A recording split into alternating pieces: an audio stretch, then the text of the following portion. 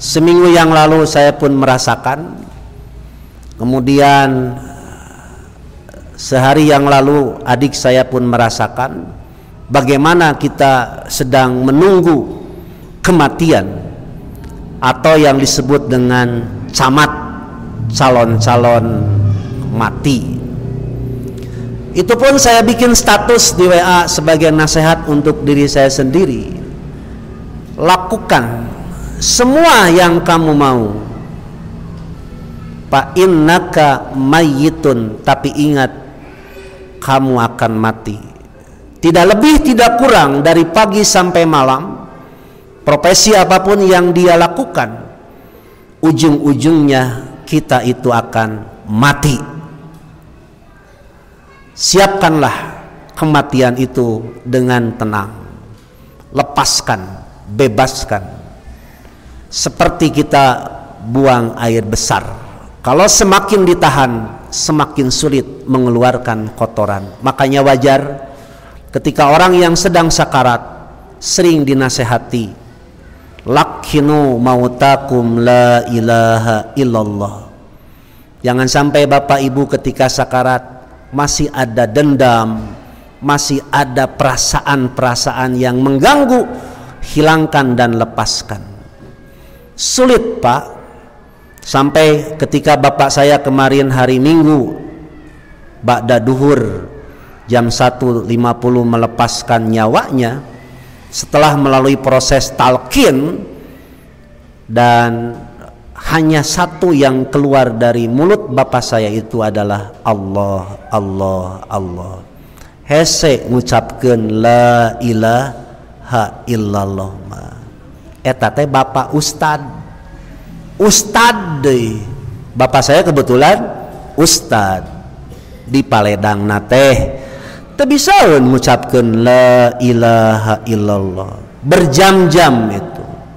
2 hari 2 malam dibersihkan perutnya, ginjalnya dari kotoran-kotoran. Yang dikeluarkan hanya darah kencing, darah buang air besar. Andai kata saya boleh menduga-duga, itulah proses sakaratul maut.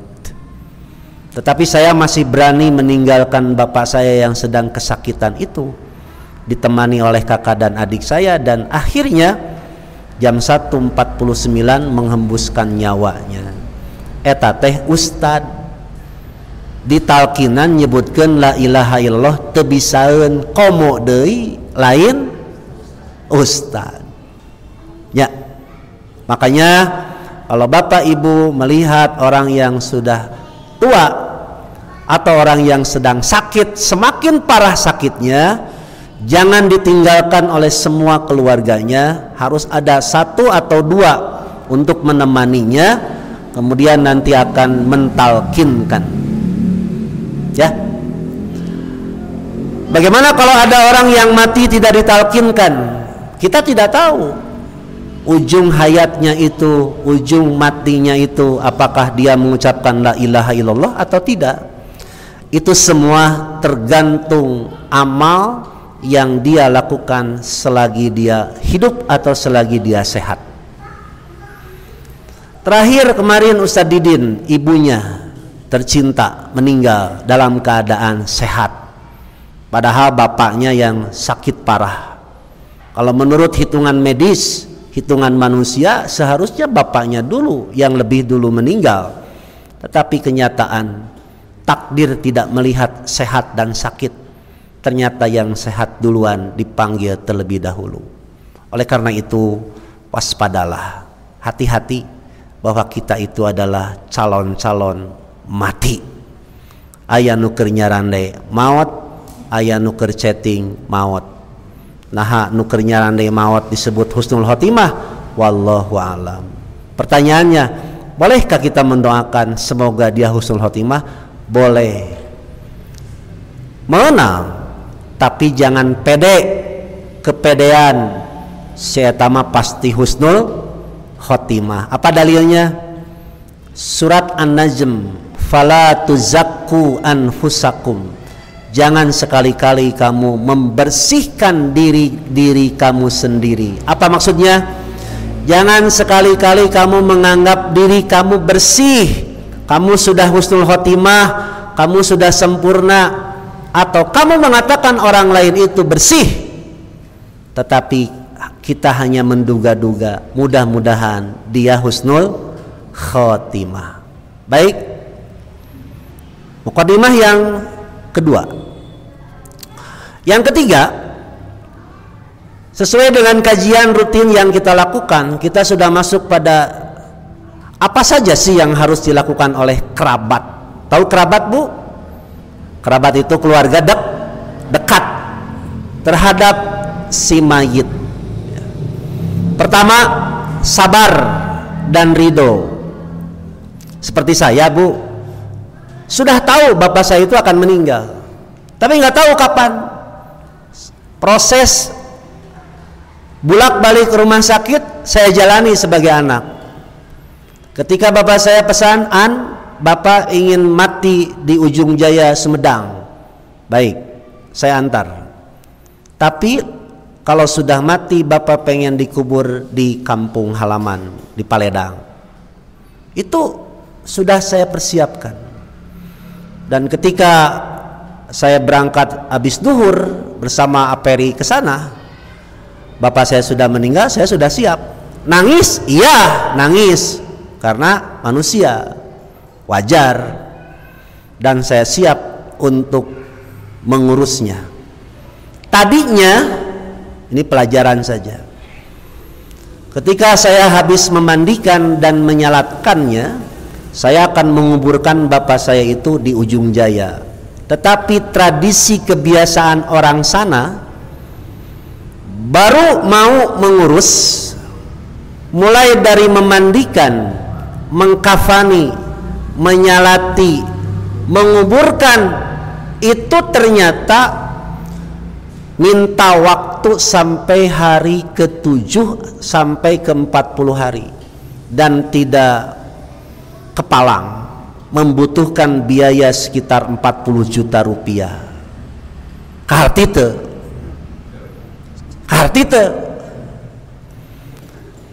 memandikan, mengkapani, menyalati, menguburkan, mendoakan 40 juta. Kahartite agama naon gitu. Baik, karena saya tidak mau bertengkar, baik Pak, sudah kalau begitu saya yang mandikan, saya yang mengkapani, saya yang menyalati, dan saya bawa bapak saya ke kampung, ke Soreang. Tujuan mereka sebenarnya bagus. Apa bagusnya? Ingin memberikan pahala kebaikan kepada orang yang sudah meninggal itu, ya. Padahal tujuannya bagus, tapi caranya salah, sehingga ada kesan. Kesannya apa? Ngamandian dibayar, mengkapani dibayar, menyalati dibayar, mendoakan pun dibayar, apalagi menguburkan. Itu yang tidak saya setuju. Dan ternyata Rasulullah Shallallahu Alaihi Wasallam tidak mengajarkan itu. Ketika keluarga Ja'far meninggal, keluarganya meninggal, Rasulullah berpesan begini, isna'ut ta'am li ali Ja'far, buatkan oleh kamu makanan untuk keluarga Ja'far karena dia sedang berduka. Coba apa yang kita pahami? Rasulullah mengatakan, buatkan oleh kamu makanan untuk keluarga Ja'far karena keluarga Ja'far sedang berduka. Apa yang kita pahami?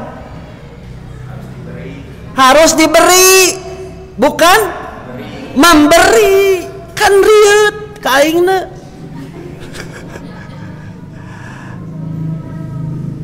Jadi kalau ada orang yang meninggal, keluarganya kena musibah, entah suaminya, entah istrinya, entah anaknya, kakaknya, orang tuanya meninggal, apa yang harus kita lakukan sebagai kerabat dan tetangga? beri makanan. Kenapa jadi ditafsirkan harus hajat? Kan liar ke orang lagi. Kudu mencit domba. Contoh begini, Pak, ini kisah nyata ya. Kieu cenah A, ini adik saya yang ngomong. Mau ada beja-beja di ujung jaya nama. Ketika kakeknya ingat kepada cucunya yang sudah meninggal, dia memberikan baju. Memberikan baju untuk siapa? Untuk cucunya yang sudah meninggal. Pas rek dipakaikan, kemudian didoaan, walau alam doana naon. Geus kitu dibikin kabatur. Maaf, saya memberi pakaian untuk cucu saya yang sudah meninggal. Yang dapat pahala siapa? Saya. Wajib tidak memberikan pakaian untuk cucu saya yang sudah meninggal? Hah?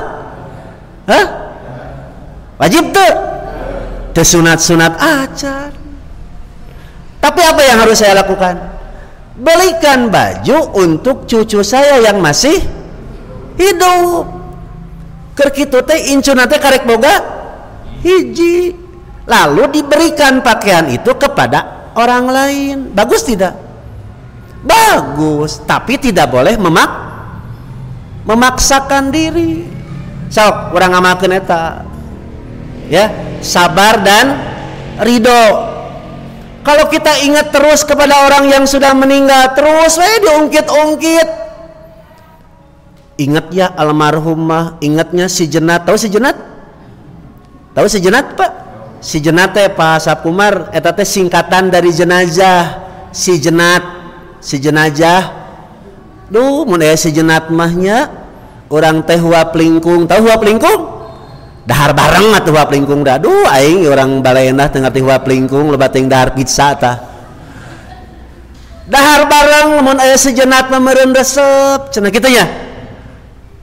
Huap pertama untuk saya, huap pertama untuk si Jenat. Si Jenatna geus maot, wareg moal. Wah, eta mah rasa. Jadi sebenarnya orang tua kita dulu bagus memberi pelajaran itu. Bagaimana supaya si mayit itu tidak putus kebaikannya. Cuma di kita mah ada kesan dipaksakan. Sampai ngahutang. Sampai ngahutang. Jadi begini Pak, yang saya perhatikan bagus sebenarnya tujuannya. Boncit domba bagus tidak? Memberi makanan kepada tetangga bagus tidak? Bagus. Ari si mayit dapat pahala tidak? Dapat. Berarti dia berhasil mendidik anaknya berbuat baik kepada orang lain. Tetapi apakah harus dipatok hari ke-1, ke-3, ke-7, 40, 100, menak tahun? Harus dipatok seperti itu? Kan tidak. Apalagi sampai nganjuk ngahutang. Sekali lagi, orang yang sudah meninggal terputus segala amal solehnya kecuali 3: sedekah jariyah, ilmu yang bermanfaat, anak yang soleh. Sedekah jariyah itu yang mana? Yang diberikan ketika masih hidup. Ilmu yang bermanfaat itu yang mana? Ilmu yang diajarkan kepada anaknya, oleh anaknya diamalkan, maka pahalanya akan ngalir terus. Lalu anak soleh yang mana? Anak yang mendoakan, melanjutkan cita-cita orang tuanya, meneruskan amal solehnya. Maka secara otomatis, meskipun kita tidak mengatasnamakan orang tua yang sudah meninggal, maka dapat pahala. Saya sholat tahajud berkat didikan bapak saya. Saya tidak pernah sholat subuh kesiangan berkat pendidikan orang tua saya. Apakah bapak saya ketika sudah meninggal dapat pahala? Dapat. Lalu saya infak, sedekah, zakat tidak atas nama bapak saya, atas nama Ansarudin Ramdhani. Apakah bapak saya dapat pahala? Dapat. Dari mana? sejak dia meninggal, sejak dia masih hidup, mengajarkan itu semua kepada anak-anaknya. Itu yang dimaksud dengan sedekah jariyah, ilmu yang bermanfaat dan anak yang soleh. Tetapi kenyataan yang terjadi di kita, bahkan saya sendiri menjadi pelaku, atau kalau boleh dikatakan korban yang terjadi, setingkat saya saja Pak 40 juta, apalagi orang kaya, orang berduit sampai ratusan juta. Punten Pak, itu sudah biasa. Orang yang nyolatin berapa orang dikasih amplop ceban. Kalau ceban, you know ceban 10.000 moal aya nu datang.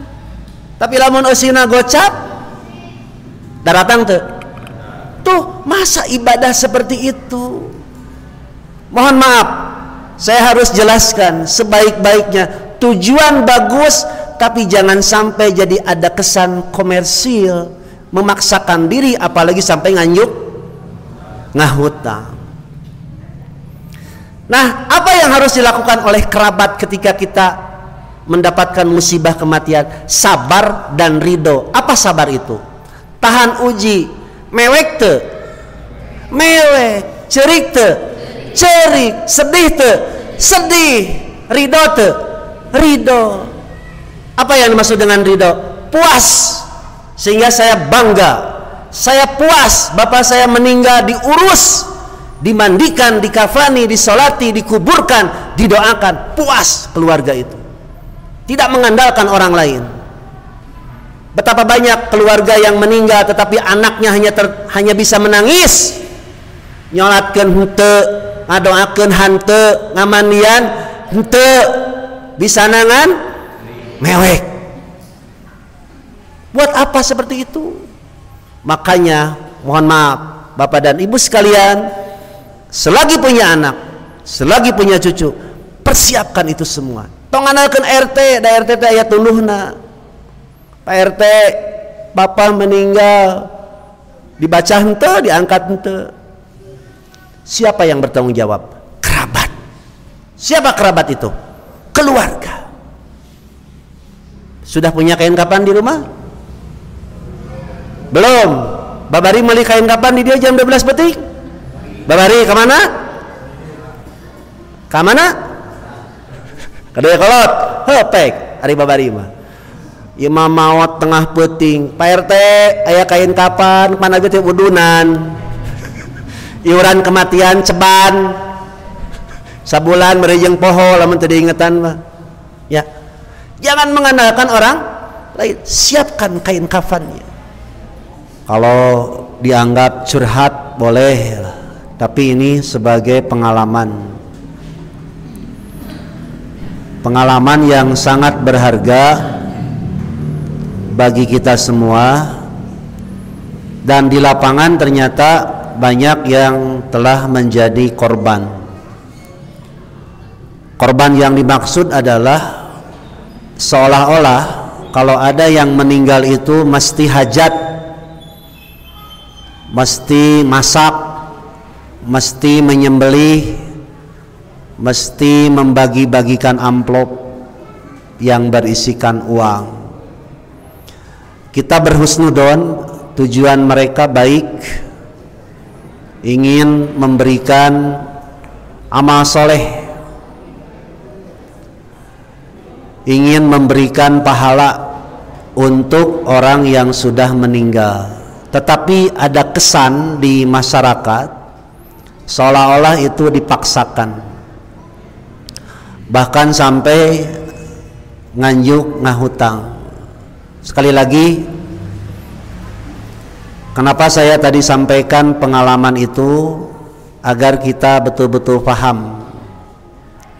Andai kata ada keluarga yang meninggal, maka tugas kita sebagai kerabat adalah menghibur, meringankan segala beban, biaya, kalau bisa. Kalau punya hutang, bayarkan. Di kita seringkali ketika akan menyalati atau menyalatkan jenazah, jarang yang tega bertanya kepada keluarga. Jarang yang berani bertanya kepada keluarga apakah jenazah ini punya hutang atau tidak. Justru Rasulullah Shallallahu Alaihi Wasallam sebelum menyalatkan jenazah, terlebih dahulu beliau akan bertanya, apakah jenazah ini punya hutang atau tidak. Kalau ternyata punya hutang, lalu Rasulullah bertanya siapa yang akan menanggung biaya hutang piutangnya. Kalau ternyata ada yang menanggung hutangnya, barulah Rasulullah menyalatinya. Andai kata tidak ada yang menanggung hutangnya, maka Rasulullah sebagai pemimpin waktu itu beliau langsung mengatakan, ana aula bil mu'minina min anfusihim. Sayalah yang lebih utama memperhatikan nasib diri-diri mereka. Melalui hadis ini kita dapat pelajaran bahwa seorang pemimpin akan bertanggung jawab kepada hutang rakyatnya. Seorang anak bertanggung jawab terhadap hutang orang tuanya. Demikian pula orang tua bertanggung jawab terhadap hutang anaknya. Demikian pula seorang suami bertanggung jawab kepada hutang istrinya ataupun sebaliknya. Oleh karena itu maka pantaslah kalau kita menemukan saudara kita yang terkena musibah khususnya kematian, maka yang dianjurkan adalah bertakziah. Takziah artinya menghibur. Menghibur dengan ucapan sing sabar, bapak dan ibu sudah selesai tugasnya, kamu mesti kuat, kamu mesti bangkit, kamu mesti melanjutkan perjuangan orang tua kamu. Kemudian takziah yang kedua, berilah makanan. Berilah makanan, pakaian atau uang yang menjadi kebutuhan daripada keluarga si jenazah itu, meskipun keluarga jenazah itu umpamanya dalam keadaan kaya raya. Sekali lagi, kalau ada orang kaya meninggal, kewajiban kita adalah bertakziah, menghibur dengan ucapan atau meringankan, membantu biaya pengurusan dan sebagainya. Timbul pertanyaan, bolehkah kita ngasih, memberikan uang, memberikan upah kepada penggali kubur? Jawabannya adalah boleh. Sebab itu adalah jasa. Kedua, dengan catatan tidak memaksakan, dan kewajiban kita sebagai keluarga dan tetangga, kalau bisa bantulah untuk meringankan biaya tersebut. Misal bapak istrinya meninggal, kebetulan tidak punya uang untuk beli kuburan, untuk menggali kuburan, untuk menyewa ambulan. Ketika kita tahu bapak ini meninggal, kitalah yang harus membantunya. Yospa ambulanati abdi, kata bapak ini, biar bapak yang menggali kuburnya, biar bapak yang membayar tukang galinya, dan sebagainya. Itulah caranya kalau kita bertakziah kepada orang yang meninggal. Kalau punya hutang, ini yang sangat sulit. Kalau punya hutang, kita bantu untuk melunasinya. Rasulullah Shallallahu Alaihi Wasallam sampai mengatakan, sayalah yang akan menanggung hutang orang ini. Itulah pemimpin yang luar biasa. Makanya mohon maaf, dakwah kita ini terlalu banyak teori di mimbar, di tulisan. Banyak yang tidak kita ketahui. Tetangga-tetangga kita betul-betul yang mereka hidup dalam kekurangan. Mereka butuh bantuan kita, hutangnya dan sebagainya. Sekali lagi, apa yang saya sampaikan tadi sebagai curhatan dan pengalaman, mudah-mudahan menjadi pelajaran bagi kita semua, dan mudah-mudahan mereka diberi hidayah bagaimana cara menghadapi orang yang terkena musibah. Jangan dimanfaatkan, jangan dimanfaatkan, ya, apalagi sampai nganjuk ngahutang, apalagi ada kesan nyolatan ge dibayar, ngadoakeun ge dibayar. Beda dengan nyewa ambulan, beda dengan menggali kuburan. Pertanyaannya, umpamanya nih, saya pernah mengurus jenazah orang lain, dari mulai memandikan, mengkafani, menyalati, sampai menguburkan. Lalu dari keluarga si korban, dari keluarga jenazah ingin memberi saya, memberi uang. Bolehkah saya terima? Jawabannya boleh. Tetapi bukan tujuan. Apalagi ada kesan kalau isi amplopnya itu hanya ceban ke bawah, maka tidak akan ada orang yang mau menyalatinya. Itu terbukti kemarin, Pak. Ketika bapak saya meninggal, saya yang menyalati, kakak saya, bibi saya, sepupu, adik saya. Mereka hanya nongkrong, mereka hanya melihat. Padahal mereka termasuk orang yang suka gotong royong. Beruntunglah ketika saya memutuskan, sudah saya bawa ke Soreang, lalu di sana sudah banyak jamaah yang akan menyalatkannya, mendoakan sampai menguburkannya. Ganjarannya kalau kita menjenguk orang yang kematian, menyalati, mengurus sampai menguburkan, ganjarannya adalah 2 kirot. 2 kirot itu sebesar gunung Uhud. 1 kirot itu sebesar gunung Uhud, berarti gede pahala. Nah, Agi pernah memandikan jenazah? Kudu bisa. Bisi Pak Agus maot engke penting. Tapi saya pun berhusnudon kepada anak dari keluarga yang meninggal itu, apabila tidak ada yang kuat memandikan, bukan karena tidak mau, tetapi karena mereka tidak kuat. Tetapi yang paling aneh, banyak orang yang melayat jenazah, tetapi tidak ada seorang pun yang menyalatinya. Mereka hanya nonton. Berbahagialah ketika ada orang yang meninggal, banyak yang menjenguk, bukan sekedar menjenguk, mendoakan, menyalati, apalagi sampai menguburkan. Ganjarannya 2 kirot. 1 kirot sama dengan sebesar gunung Uhud. Apabila tidak sempat kita menjenguk, apalagi tidak sempat menyalatinya, tidak sempat juga menguburkannya, doakanlah.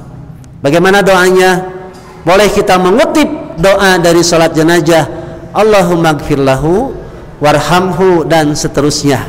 Tong panjang-panjang teuing da teu apal, kecuali kopas di grup. Bari jeung teu apal, Allahumma gfirlahu warhamhu wafihi wa'fu anhu wa akrim nuzulahu. Saya lebih senang apabila itu tidak ditulis di grup, ya, dengan panjang lebar. Singkat saja, singkat. Leuheung mun apa, kumaha mun teu apa, berarti hasil copas. Lumayan tuh Ustaz, hasil copas oke. Dan sebaik-baiknya doa adalah doa yang dipanjatkan sementara yang didoakannya tidak tahu. Itu yang paling baik. Nanti siapa yang mengaminkan? Para malaikat. Misalnya, contoh nih, contoh kecil, dan sekarang jadi viral. Bapak melihat orang lain sedang kesusahan, lalu kita mendoakan, ya Allah, mudah-mudahan Allah memberikan kemudahan kepada orang itu. Sementara orang yang dapat kesusahan itu tidak tahu bahwa kita yang mendoakannya, maka akan diaminkan oleh malaikat. Apabila kita mampu membantu dengan doa dan usaha, itu lebih baik. Jadi lamun ningali, kalau kita melihat orang yang, mohon maaf, naik kendaraan nih, tiba-tiba di pinggir jalan ada orang yang sedang membetulkan motornya, lalu kita berhenti, lalu nanya, Pak, bana kempesnya, mohon ini tuh. Budaya di kita seperti itu. Ada yang kebakaran, aya naon Pak, kahuruan, melong we. Apa yang harus kita lakukan? Turun, bantuan, bagaimana supaya api cepat mati. Di urang mah resep lalajo, nu tadina jalan lancar jadi macet. Geus nyaho kahuruan, nanyakeun, kun aya naon ieu teh? Belegug. Nyaho keur kahuruan. Kunaonnya kahuruan teh sababna? Nya ku seuneu atuh. Ya, budaya di urang mah kitu. Contohna tadi Bu, aya bapak-bapak keur usai-usaian, tahu usai-usaian? Berusaha membetulkan ban mobilnya karena kempes. Datang we, kempesnya Pak, mohon jang balik we, belegug teh. Kuruna kumaha? Atuh bantuan ngadongkrak, bantuan masangkeun. Nanyana kieu, Pak, gaduh artos teu? Aya cenah. Si bapak teh teu kuat ye, ngalaan bana, panglaankeun bana, bantuan. Torojo saurang deui, aya naon Pak? Ieu bana bitu. Oh, ini teh. Di urang mah kitu unggul. Resepna teh nanyakeun jeung lalajo. Kamana usah ansor? Gering. Oh. Geus we. Sugan hayang. Kunaon gering? Hare-hare si kehet teh. Di urang mah kitu di urang. Jiga kadal. Ibu pernah ka sawah? Pak pernah ka sawah? Keur leumpang dina galang teh lar kadal ngaliwat. Kumaha ngomongna? Oh, kadal. Geus. Leuheung keneh masih mending orang yang turut belasungkawa semoga almarhum diterima amal ibadahnya. Tapi kita jangan suudon ya, apabila di grup ada yang tidak menulis turut belasungkawa, kita husnudon mereka mendoakan di luar grup. Itu saja. Cuma kita mah betul-betul dari hati yang paling dalam. Itu yang dimaksud dengan takziah ya. Masih panjang sebenarnya Pak. Simkuring kada kabahas duanya, sabar jeung ridho. Sabar jeung ridho teh lain teu meunang ceurik. Ceurik atuh ngan manya kudu gagauran. Mohon maaf Bu ya. Beberapa minggu yang lalu pernah saya sampaikan, haram hukumnya menangis sampai merobek-robek bajunya. Terido sia. Ulah waka dikubur, asa diheulang, cek urang Sunda mah. Naon diheulang teh? Asa disamber, asa dipaok. Nah, asa dipaok, heuda teu gering heula. Di urang mah rata-rata lamun aya nu maot teh ditanyakeun naon cik? Teu damang naon kitu nya. Menang teu? Kenging mangga. Tapi lamun nahan nu sehat teu menang maot. Hah? Jika ibu Nausadidin kamari magrib nyebor tanaman, salat berjamaah, geletuk teh maot. Tapi angeureun nanyakeun, teu damang naon Ustad? Bener teu? Naon sababna cik? Di urang mah identik maot teh harus didahului dengan sakit. Lamun teu geuring moal. Makanya saya dapat nasihat dari guru saya ya, Kiai Haji Maman Mulyana, guru bahasa Arab di Pajagalan. Ketika dijenguk beliau waktu itu sakit dijenguk, dia ngomong begini, sakit itu tidak akan memanjangkan umur dan tidak jaminan pendek umur, cuma ada yang mati ditandai dengan sakit, ada yang mati tidak ditandai dengan sakit alias sehat, gitu ya. Yang jadi masalah bukan sehatnya, bukan sakitnya, tetapi kita mati dalam keadaan apa? Kita mah berdoa begini, ya Allah, wafatkanlah saya dalam keadaan taat, bukan sedang maksiat. Itu saja. Entong hayang kieu, ya Allah, mawatkeun abdi nuju tahajud,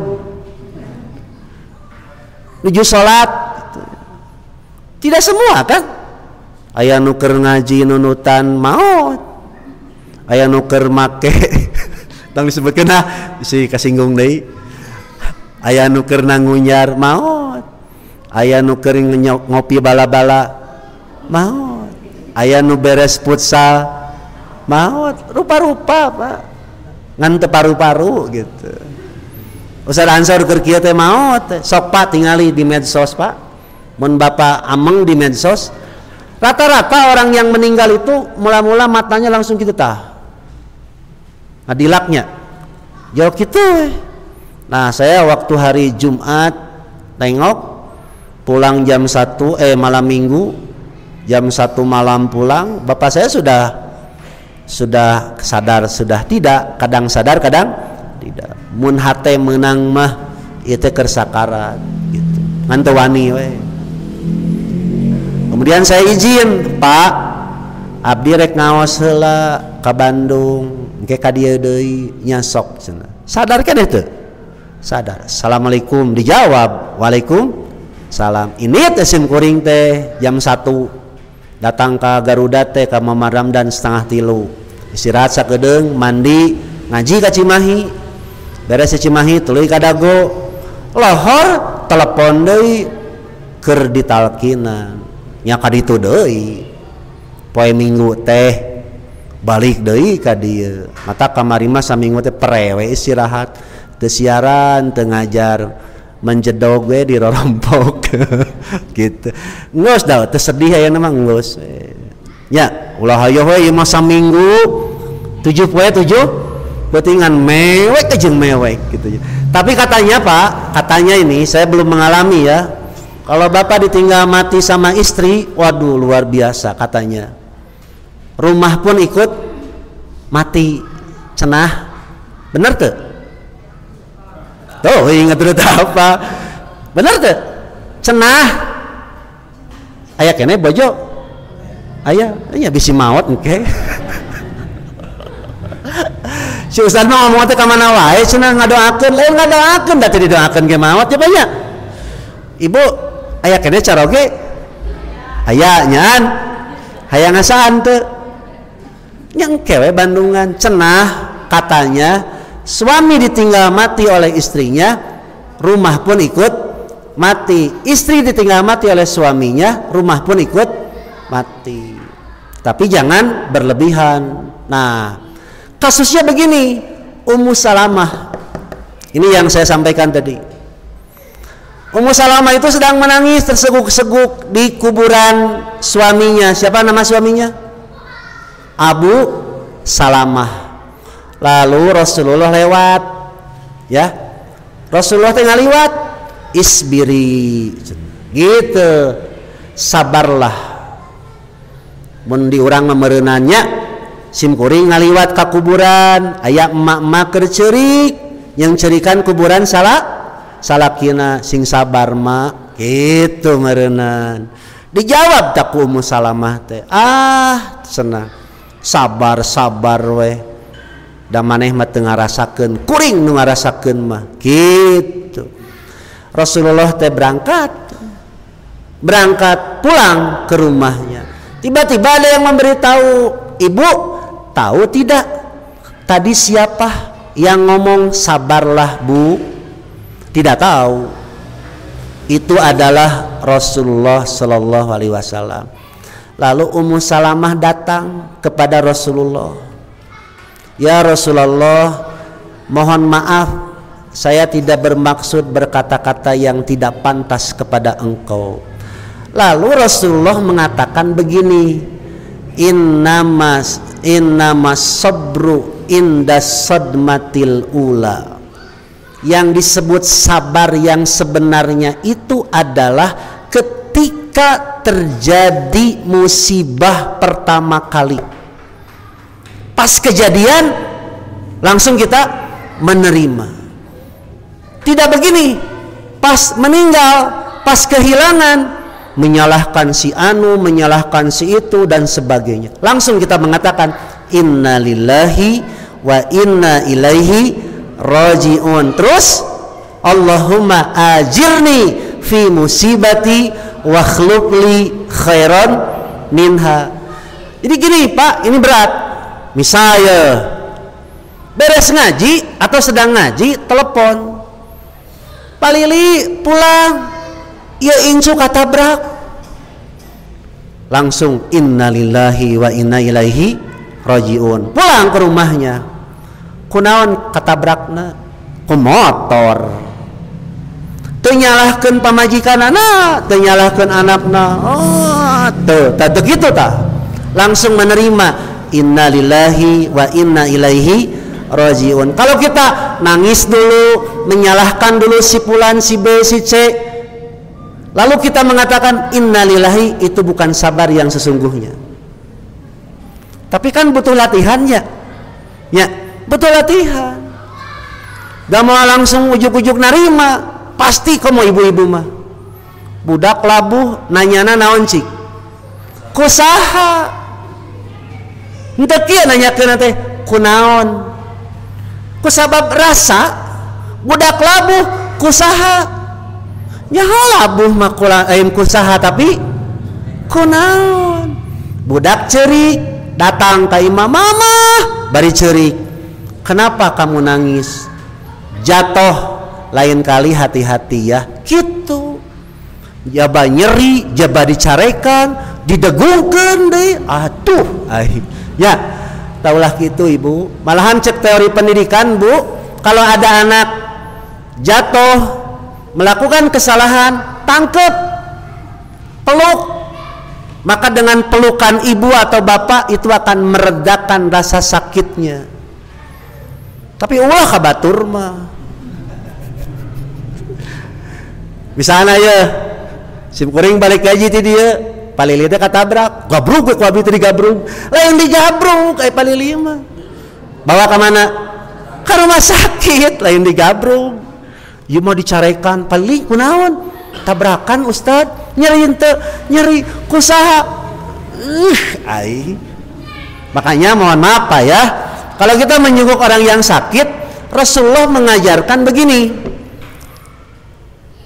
simpan tangan kita di bagian yang sakitnya lalu doakan bismillah bismillah bismillah boleh 3 kali boleh 7 kali boleh kumaha doana a'udzu biizzatillah wa qudratihi min syarri ma yajidu wa yuhadziru menang teu apa cenah Ustaz ku bahasa Arab bismillah bismillah ya Allah abdi nyalindung karena kekuasaan Allah dari segala penyakit yang dia alami yang dia derita gitu aya nu pondok labak satuhur insyaallah pananang teh misalnya stroke ya dilongok ku paundang teh kunaon pananang stroke insyaallah damang pananang gitu ulah kieu tos sabar alami pananang stroke teh tos 3 tahun datang abdi mah 5 tahun tapi kayaknya can maut-maut taulah gitu paundang hibur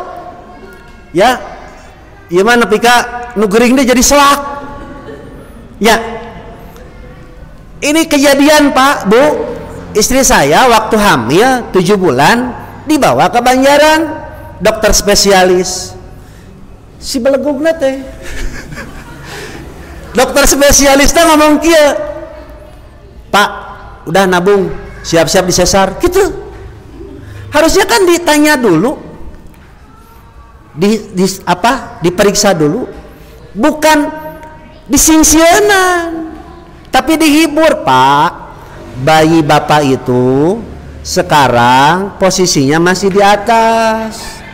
Coba bapak tenang berdoa, mudah-mudahan setelah diperiksa dari sini posisi kepala bayi bapak berubah. Coba lakukan gerakan-gerakan ini misalnya. Ya malahin, Pak siap-siapnya sesar itu. Astagfirullahaladzim, daya tamabu abdi balik ka imah jadi gering. No tadi nasihat jadi gering. Ya, harusnya kalau ada yang sakit dihibur biar reda. Meskipun umpamanya kalau melihat secara medis bapak ini penyakitnya moal katulungan, sudah stadium 4. Tahu stadium 4? Sudah tingkat 4. Puntennya sudah cuci darah 2 tahun. Kalau tidak cuci darah lemes. Pasti kayak itu nak? Hah? Maaf Pak ya, bisi ya mah, bisi ya, jangan tersinggung. Sebab ada saudara saya, jamaah saya yang cuci darah sudah 3-4 tahun.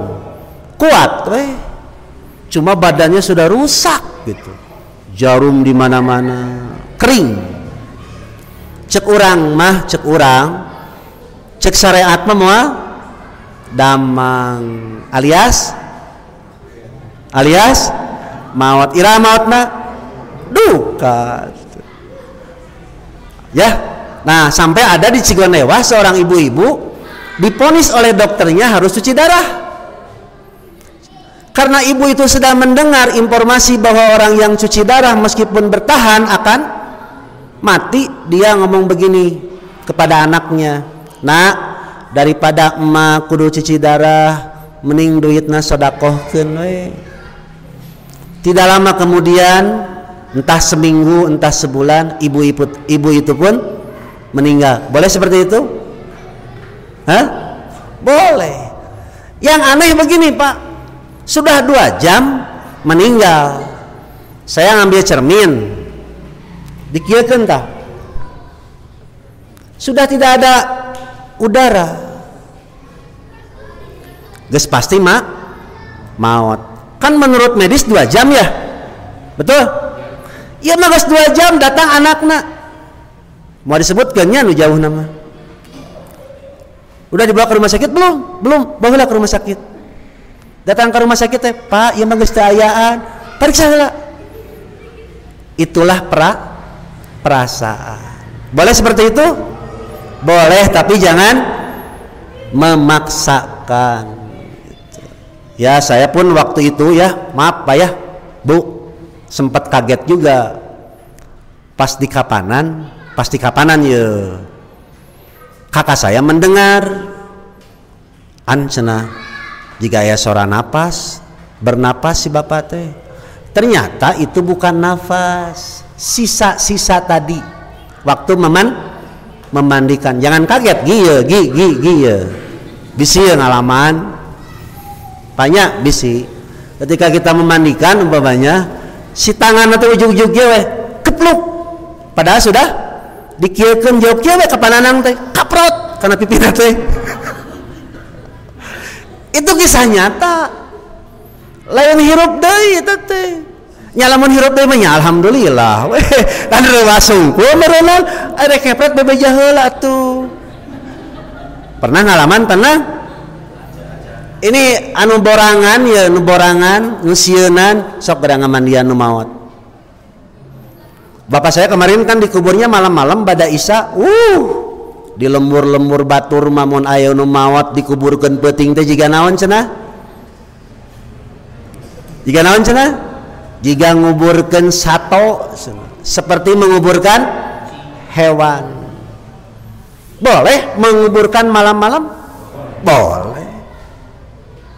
Lampuan we atuh. Patro makan. Ya. Saya nanya nih, jamaah Al-Haq pas gaduh kuburan teh can? Mun maot.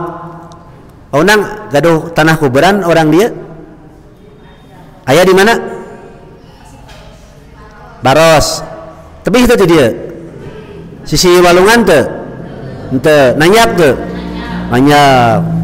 nya abdi ge sarua sisi walungan Jabaripu peuting ya sarua cik malah pasap Umar meuli tanah kuburan sisi jalan aya teu aya ngan tibatan dipake kuburan mending jadi toko najarpen ya bener teu jarang nu hayang meuli kuburan di sisi jalan cik ibu betah teu gaduh bumi gedengan kuburan rata-rata lamun imah deket kuburan hargana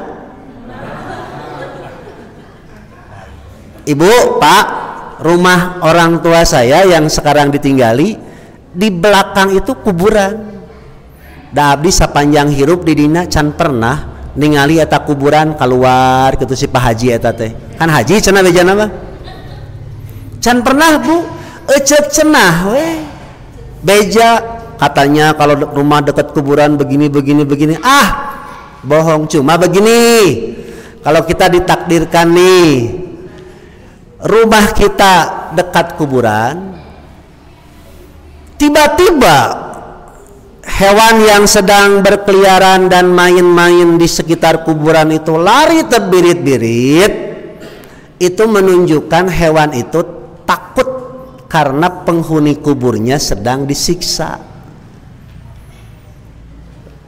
gitu tete. Apa yang harus kita lakukan? Berlindunglah.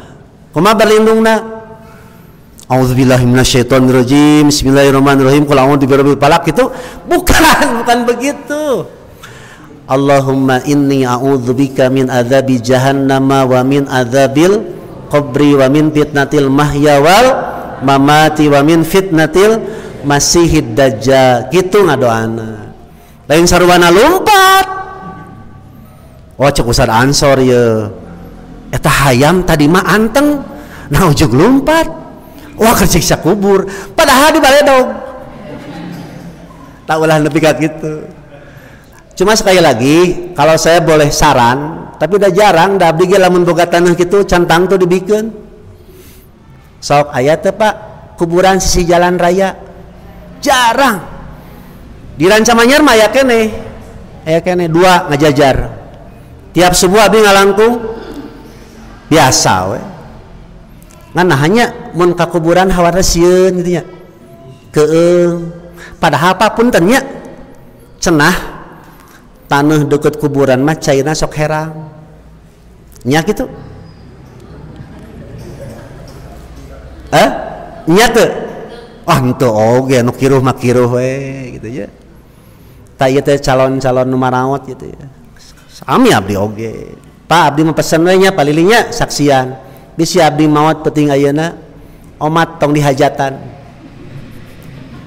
tong mencit muning tapi lamun rek mere muning ka pamajikan abdi pek tapi lamun abdi pamajikan abdi titah mencit muning entong Pak kadua tong diburuhkeun nya Pak nya katilu kumaha bapa we dikuburkeun mah di mana we kartos teh Pak ulah segala pesan nu maot kudu dilakukan seperti almarhum bapak saya kan pesannya begini mun bapak maot tah da duit mah aya sewa ambulan kuburkan di Paledang itu boleh dilakukan boleh tidak oh pantesan bapak saya amanat ingin dikuburkan di Soreang dari ditu mah kudu 40 jeti oh paingan untung we nyewa ambulan murah atau paling mahal ge 2 juta menurutnya oh paingan nah umpamanya nih palili meninggal mah mun bapak maot kuburkeunnya di Malaysia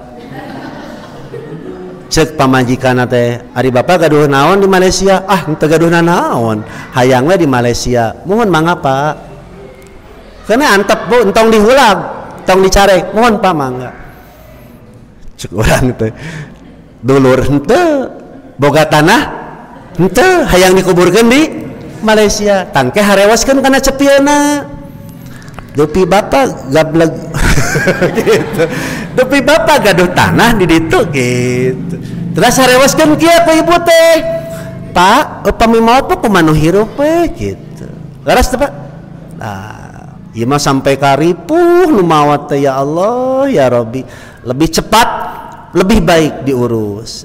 Yo jangan dinanti-nanti, jangan diengke-engke era. Ya. Mohon maaf Pak ya, sering saya sampaikan, ketika kita mengusung jenazah, si jenazah itu teriak. Cuma kita tidak mendengar. Qaddimuni, qaddimuni, qaddimuni. Dahulukanlah aku, percepatlah aku, karena aku ingin menggapai rahmat Allah. Kan tekadenge pananang menem kadenge mah tuh terjadi meureuna. Pananang buru-buru anterkeun ka kuburan. Jika nanti langsung kieu jika ini serangan aing cenah.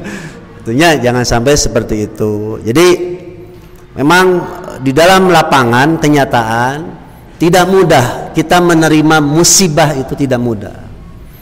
Kudu we ceurik mah. Cuma yang paling lama menangis biasanya perempuan, laki-laki perempuan. Kenapa perempuan? Karena banyak perasaan. Makanya kenapa Rasulullah memakruhkan, tidak mengharamkan, sekali lagi tidak haram istri perempuan mengantar jenazah. Walam yu'zam alaina, begitu kata Ummu Atiyah. Cuma larangan itu tidak keras kepada kami. Cuma hikmahnya kenapa perempuan tidak dianjurkan mengantar jenazah ke kuburan? Darek naon atau ibu? Turun kali yang lahad? Moal ngadon naon itu? Tuh. Cerik. Bapak asa cikenehnya urang rumah tangga teh. Milu atuh abdi. Pernah teh kitu? Nincak taneuna ge pangheulana. Hayang buru-buru beak idah.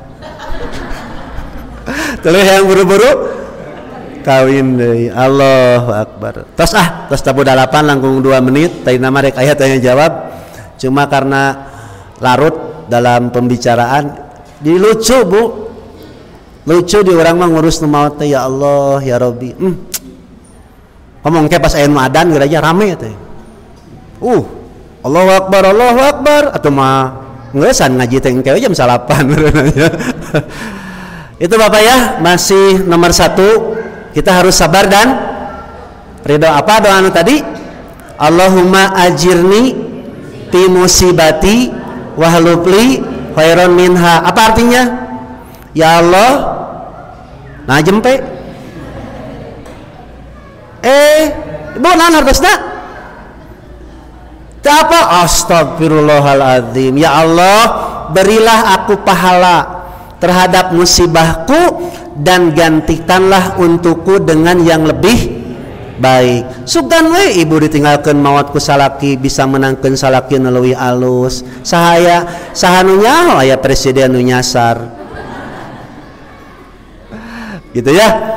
Itulah yang harus kita ajarkan kepada anak-anak dan keluarga kita. Sesungguhnya besarnya ganjaran, besarnya pahala tergantung besarnya musibah.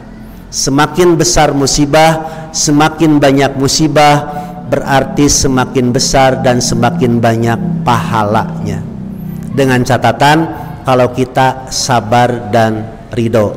Mudah-mudahan kita siap menghadapi musibah, baik musibah pribadi ataupun musibah keluarga. Yang paling berbahaya adalah musibah agama. Apa musibah agama?